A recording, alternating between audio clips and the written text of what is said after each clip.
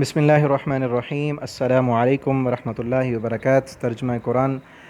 کے کورس میں آج انشاءاللہ ہم سورۃ الاعراف آیت نمبر 37 سے پڑھیں گے۔ اعوذ باللہ من الشیطان الرجیم من ہمزہ ونفخہ ونفثہ۔ بسم اللہ الرحمن الرحیم۔ فمن اظلم ممن افترى علی اللہ کذبا، پس کون ہے بڑا ظالم اس بندے سے جو گھڑ لے اللہ پر جھوٹ، جو اللہ پر جھوٹ بولے، اس سے بڑا ظالم کون ہو سکتا ہے؟ او کذب بآیاتی، یا جھٹلا دے اللہ کی آیتوں کو، تو اس سے بڑا ظالم کون ہو سکتا ہے؟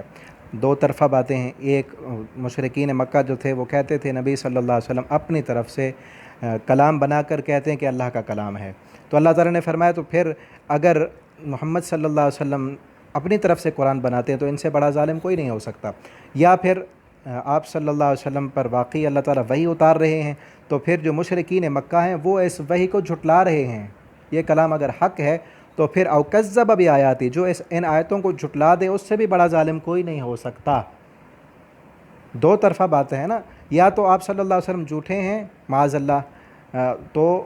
آپ سے بڑا ظالم کوئی نہیں ہے۔ اگر آپ کی بات سچی ہے اور ان کو پتہ تھا، مشرکین مکہ کو پتہ تھا، وہ صرف مانتے کیوں نہیں تھے؟ کیونکہ ان کے باپ دادا، ان کی چودراہٹیں، صدارتیں وہ جاتی تھیں۔ باپ دادا ایک کام کر رہے تھے، وہ کہتے ہمارے باپ دادا یہی کر رہے، وجدنا آباءنا، ہمارے باپ دادا نے یہی کام کیا، ہم بھی یہی کریں گے، اور پھر وہ مان لیتے تو سرداریاں اور چودراہٹیں ختم ہوتی ہیں۔ ابو جہل واضح کہتا تھا محمد صلی اللہ علیہ وسلم جیسا سچا کوئی نہیں ہے، مانتا کیوں نہیں تھا؟ سرداری ختم ہوتی ہے۔ ابو طالب نے بھی یہی بات کی تھی، تو پھر ان کو پتہ تھا، اسی لیے اللہ کہتے ہیں کہ اس سے بڑا ظالم کون ہے جو اللہ پر جھوٹ بول دے، یا پھر جو اللہ کی سچی بات کو جھٹلا دے، اس سے بڑا ظالم کوئی نہیں ہو سکتا۔ اور واقعتاً بات ایسے ہی ہے کہ انہوں نے جھٹلایا اور ان سے بڑا ظالم کوئی نہیں تھا۔ سزا ان کو دنیا میں بھی ملی اور آخرت میں بھی سزا ہوگی، اور آج بھی جو اللہ کی آیتوں کا انکار کرے، ان پر عمل نہ کرے، تو اس سے بڑا ظالم بھی کوئی نہیں ہے۔ اولئک ینالہم، یہی وہ لوگ ہیں کہ پہنچے گا ان کو نصیبہم، ان کا حصہ، من الکتاب، لکھی ہوئی کتاب میں سے جو جتنا مہلت ان کی لکھی ہے دنیا میں رہنے کی وہ رہیں گے، اور جو سزا دنیا میں لکھی ہوئی ہے وہ ملے گی، آخرت میں بھی جو ان کے لیے لکھا ہے وہ بھی ملے گا۔ حتیٰ، یہاں تک کہ اذا جاءتہم رسلنا، جب آ جاتے ہیں ان کے پاس ہمارے فرشتے، یہاں رسولنا سے مراد ہمارے فرشتے، یتوفونہم، تاکہ وہ فوت کریں ان کو، قالوا، تو وہ کہتے ہیں، وہ فرشتے آ کر ان کو کہتے ہیں، اینما کنتم، کہاں تھے تم، تدعون من دون اللہ، تم اللہ کے علاوہ اوروں کو بلاتے تھے جن کے بارے میں تمہارا گمان تھا یہ ہمیں بچا لیں گے، یہ سفارشی ہیں، ان کی وجہ سے اللہ ہمیں عذاب نہیں دے گا، کہاں ہیں؟ بلاؤ ان کو۔ قالوا، تو وہ کہیں گے، ضلوا عنا، وہ تو گم ہو گئے ہم سے، وشہدوا، اور وہ گواہی دیں گے، علی انفسہم، اپنے نفسوں کے خلاف، انہم کانوا کافرین، کہ بے شک وہ کافر تھے، اللہ کے نافرمان تھے۔ اب مزید دیکھیں دنیا میں جو چل رہا ہے نا آج، غلط ذہن، قیامت کے دن کیا ہوگا؟ قال ادخلوا، قال کہا جائے گا، قال فرمائے گا، ادخلوا، داخل ہو جاؤ، فی امم، امتوں میں، جماعتوں میں، قد خلت، تحقیق گزر چکی، من قبلکم، تم سے پہلے کئی جماعتیں، من الجن، جنوں میں سے، والانس، اور انسانوں میں سے، فی النار، آگ میں، کلما، جب بھی، داخلت، داخل ہوگی، امتن، کوئی جماعت، لعنت اختہا، تو وہ لعنت کرے گی، اختہا، اپنی پہلے والی امت پر، جو ان سے پہلے لوگ تھے، باپ دادا تھے، اس پر، وہ پہلے سے جہنم میں داخل ہو چکے برے عمل کرنے کی وجہ سے، شرک اور کفر کرنے کی وجہ سے۔ اب جو بعد میں ان کی اولادیں آئیں، وہ بھی ایک امت، جماعت بن گئی، وہ جب ختم ہوئی وہ جہنم میں ڈالے گی، وہ اپنے سے پہلے والی جماعت پر، گروہ پر لعنت کریں گی۔ کیوں؟ کیونکہ دنیا میں یہی کہتے تھے کہ ہمارے باپ دادا ایسے کرتے ہیں، ہم بھی ایسے کر رہے ہیں۔ حتیٰ، یہاں تک کہ عزت دارکوا فیہا، جب وہ اکٹھے ہو جائیں گے اس جہنم میں، جب سارے کے سارے اکٹھے ہو جائیں گے، جمیعاً، سب کے سب، قالت، تو کہیں گے، اخراہم، ان کے بعد والے لوگ، لأولاہم، اپنے پہلے والوں کے لیے، ربنا، اے ہمارے رب، ہؤلاء، یہ ہیں وہ لوگ، اضلونا، انہوں نے ہمیں گمراہ کیا تھا۔ اپنے باپ دادا کی دین پر چلنے والے، اپنے شریعت کو، قرآن و سنت کو پیٹھ کے پیچھے رکھ کر اس کی طرف نہ دیکھنے والے، صرف یہ کہنے والے کہ جی ہمارے باپ دادا ایسے کرتے ہیں، بڑے ایسے کرتے ہیں تو ہم نے ایسے ہی کرنا ہے، تو وہ لوگ جہنم میں جا کر کہیں گے، ربنا ہؤلاء، یہ ہمارے باپ دادا، یہ بڑے، یہ سردار، انہوں نے ہمیں گمراہ کیا تھا، جیسے یہ کرتے تھے ہم بھی ویسے کرتے تھے۔ جہنم کا نقشہ اللہ نے پہلے دنیا میں بتا دیا ہے،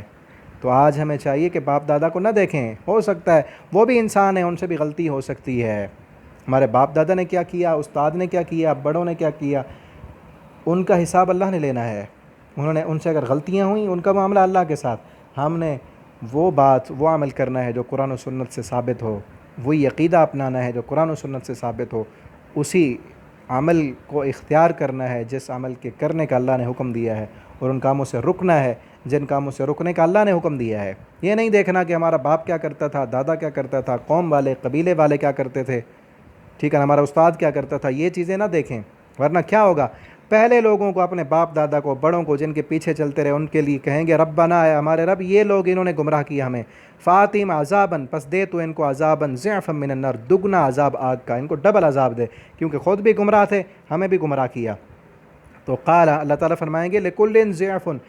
تم میں سے ہر ایک کے لیے دگنا عذاب ہے، انہوں نے تمہیں گمراہ کیا تھا تو تمہیں عقل نہیں دی تھی ہم نے؟ دنیا کے کاموں میں تو بڑی عقل ہر بندہ استعمال کر لیتا ہے نا، اس میں دھوکہ نہیں کھاتا۔ اگر ایک باپ نے کسی کاروبار میں نقصان اٹھایا ہے تو بیٹا پیچھے یہ نہیں کہے گا کہ میں نے بھی یہی نقصان ہی اٹھانا ہے، وہی کاروبار کرنا جس میں خسارہ آیا تھا، وہ نہیں کرتا، کیونکہ اس کے پاس عقل ہے، وہ دنیا کا نقصان سامنے ہے، آخرت کا نتیجہ سامنے نہیں ہے، اس لیے وہ کہتا ہے کہ باپ نے جیسے کیا میں بھی ویسے کروں گا، اس طرح قوم والوں نے کیا میں بھی ویسے کروں گا۔ تو ہر ایک کے لیے ڈبل عذاب ہے، وَلَٰكِن لَّا تَعْلَمُونَ، لیکن تم نہیں جانتے۔ وقالت اولاہم، اور کہیں گے ان کے پہلے لوگ، لیخراہم، اپنے بعد والوں کے لیے، فما کان لکم علینا من فضل، پس نہیں ہے تمہارے لیے ہم پر کوئی فضیلت۔ یہ چیخ پکار کر اللہ سے کہو کہ ڈبل عذاب دو، تم بھی جہنم میں ہو ہم بھی جہنم میں ہیں، کوئی فضیلت نہیں ہوگی۔ فذوقوا العذاب، پس چکھو تم عذاب، بما کنتم تکسبون، بسبب اس کے جو تم نے کمایا، تم نے بھی تو کمائی کی دنیا میں، یہ برے کام کیے، برے کرتوت کیے، اب اس کا نتیجہ چکھو، عذاب مل رہا ہے۔ اللہ رب العالمین سے دعا کریں اللہ تعالی ہمیں ان لوگوں میں شامل نہ کریں، اللہ رب العالمین ہمیں قرآن و سنت کی صحیح سمجھ دیں، اس کے مطابق عمل کرنے کی توفیق اور جرت دیں۔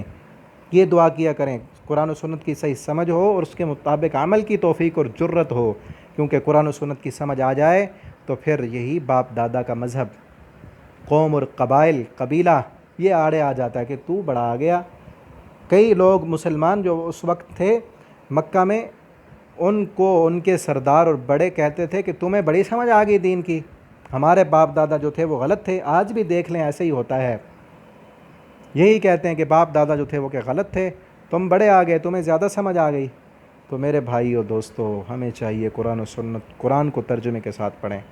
قرآن کو میں بار بار یہی کہتا ہوں، آپ پڑھ رہے ہیں، اللہ تعالیٰ آپ کا پڑھنا قبول فرمائے، اور مزید بہتر سے بہتر انداز میں مجھے پڑھانے کی یا آپ کو پڑھنے کی، اور اس کے بعد اللہ تعالیٰ ہم سب کو عمل کرنے کی توفیق دیں، اور ان اسباق کو دوسروں تک بھی پہنچائیں تاکہ قرآن کا پیغام گھر گھر میں عام ہو، ہر بندے تک پہنچے۔ اللہ تعالیٰ ہمیں جب تک زندہ رکھیں دین پر، اسلام پر، اور جب موت دیں ایمان والی، مرنے کے بعد اللہ اپنی رحمت کے ساتھ ہمیں بغیر حساب کے جنت الفردوس عطا فرما دیں۔ والسلام علیکم ورحمۃ اللہ وبرکاتہ۔